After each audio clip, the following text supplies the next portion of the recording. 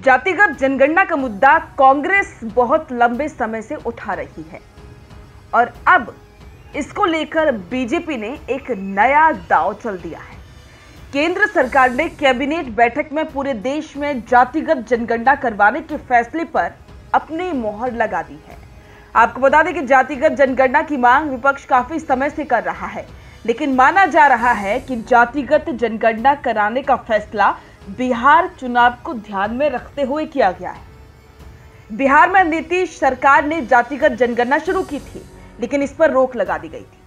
वहीं अब जातिगत जनगणना के जरिए बिहार ही नहीं बल्कि पूरे देश की राजनीति साधने की कोशिश बीजेपी ने शुरू कर दी है। जातिगत जनगणना फैसले का असर राजस्थान में भी व्यापक रूप से देखने को मिलेगा, क्योंकि राजस्थान की राजनीति पर बहुत लंबे समय से जातीय समीकरणों का सियासी असर रहा है। राजस्थान में जातिगत जनगणना का असर क्या होगा, इस पर हम विस्तार से बात करेंगे, लेकिन उससे पहले बता देते हैं कि राजस्थान के नेताओं का इस पर क्या कुछ कहना है। जातिगत जनगणना पर हनुमान बेनीवाल ने कहा कि जब मैंने किसान आंदोलन के चलते एनडीए छोड़ उससे पहले कई बार मैंने एनडीए में रहते हुए इस मुद्दे को दर्जनों बार उठाया था। इंडिया गठबंधन की तमाम पार्टियां जातिगत जनगणना के पक्ष में थी। आरएलपी भी जातिगत जनगणना की बात करती है। उन्होंने आगे कहा कि केंद्र सरकार ने एक कदम हमारे दबाव और हमारे संघर्षों की वजह से उठाया है। इससे शोषित, वंचितों और वर्गों को उनकी जाति के बारे में पता चलेगा और सरकार को उस जाति के हिसाब से आरक्षण देना पड़ेगा। निश्चित रूप से जाति जनगणना होनी चाहिए, इससे उन्हें पता चलेगा कि आखिर देश में उनकी संख्या कितनी है। हनुमान बेनीवाल ने अपने एक्स हैंडल पर लिखा कि आज केंद्र सरकार ने देश में जातिगत जनगणना करवाने की मांग पर मोहर लगाई। मैंने भी कई बार देश में जातिगत जनगणना की मांग उठाई थी। आज हर वर्ग समूह को उनकी जनसंख्या के अनुपात में उनके लिए आरक्षण का प्रतिशत बढ़ाया जाना चाहिए और जातिगत जनगणना उचित और पारदर्शी तरीके से की जानी चाहिए, ताकि सभी जातियों का वास्तविक आंकड़ा इकट्ठा हो सके। चलिए आपको बताते हैं कि आखिरकार राजस्थान के पूर्व मुख्यमंत्री अशोक गहलोत ने इस पर क्या कहा है।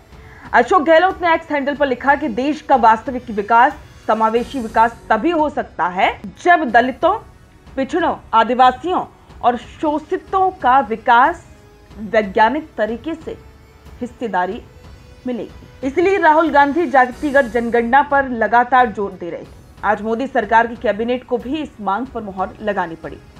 अब 1931 के बाद करीब 94 साल बाद जातिगत जनगणना होगी। इसी तरह बात करें बीजेपी के नेताओं की, तो बीजेपी के नेताओं ने भी इसे अभूतपूर्व बताया है।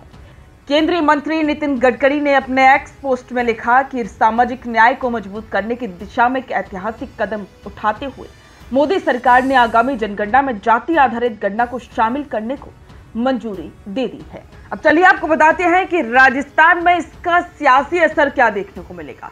राजस्थान में ओबीसी, विशेष करके जाट, माली, गुर्जर, मीणा और विश्नोई लंबे समय से सत्ता संतुलन में निर्णायक भूमिका निभाते हैं। जातिगत जनगणना से इन वर्गों की वास्तविक जनसंख्या सामने आने पर ये समूह आरक्षण, राजनीतिक प्रतिनिधित्व और सरकारी योजनाओं में हिस्सेदारी के लिए और मुखर होंगे। जाट समुदाय, जो लंबे समय से खुद को हाशिए पर मानता है, संख्या बल के आधार पर आरक्षण या राजनीतिक भागीदारी में अधिक हिस्सेदारी मांग सकता है। जातिगत जनगणना के आधार पर गुर्जर आरक्षण आंदोलन को नई दिशा भी मिल सकती है। ऐसे एसटी वर्ग, विशेष करके मेघवाल, वाल्मीकि, भील, गरासिया समुदायों को जनसंख्या के आधार पर सरकारी योजनाओं और राजनीतिक प्रतिनिधित्व में ज्यादा पारदर्शिता की मांग करने का अवसर मिलेगा। भीलवाड़ा, बांसवाड़ा, डूंगरपुर जैसे इलाकों में आदिवासी मुद्दे और अधिक तेज हो सकते हैं। दलित समुदाय सामाजिक न्याय और सरकारी नौकरियों में हिस्सेदारी को लेकर और जागरूक होगा। माना जा रहा है कि भाजपा अपने पारंपरिक सवर्ण वोट बैंक के साथ साथ ओबीसी और दलित समुदायों में गहराई से पैठ बैठाने की कोशिश करेगी। वहीं कांग्रेस इन आंकड़ों के आधार पर अपनी योजनाओं को फिर से ब्रांड कर सकती है। नए गठबंधन और क्षेत्रीय नेताओं का आभार भी संभव है, जैसे माली, विश्नोई, गुर्जर नेताओं की स्वतंत्र मांगे या नए राजनीतिक फ्रंट का बनना संभव है। अब चलिए बताते हैं कि आखिरकार में समाज पर इसका क्या असर पड़ने वाला है। जातिगत जनगणना से नौकरी और योजनाओं में आरक्षण पर बहस तेज होगी। राजस्थान में पहले ही आरक्षण की सीमा 50% से ऊपर जा चुकी है। यदि जनगणना में पता चला कि किसी जाति का प्रतिशत बहुत अधिक है तो ईडब्ल्यूएस को लेकर सवर्ण वर्ग और ओबीसी आरक्षण में उप वर्गीकरण को लेकर नई बहस शुरू हो सकती है।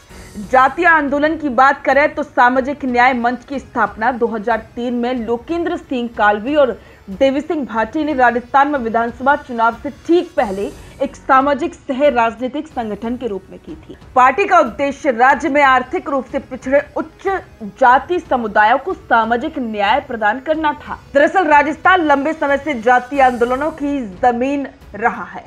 गुर्जर आंदोलन 2007-2019 5 बार आरक्षण की मांग को लेकर बड़े पैमाने पर आंदोलन हुए, जिनमें रेल पटरियों तक को जाम किया गया था। जाट आरक्षण आंदोलन हरियाणा और यूपी के साथ साथ राजस्थान के शेखावाटी और भरतपुर क्षेत्र में भी जाट समुदाय ने आरक्षण की मांग उठाई थी। पूर्व प्रधानमंत्री अटल बिहारी वाजपेयी ने सीकर की रैली में ही जाटों को आरक्षण देने की घोषणा की थी। वहीं माली, सैनी, विश्नोई जैसे समुदाय समय समय पर राजनीतिक भागीदारी और सरकारी योजनाओं में उचित प्रतिनिधित्व की मांग कर रहे हैं। अब देखना होगा कि राजस्थान में जो जातिगत जनगणना की बात अब विस्तृत रूप से होगी, उसका असर और किन किन क्षेत्र में देखने को मिलेगा।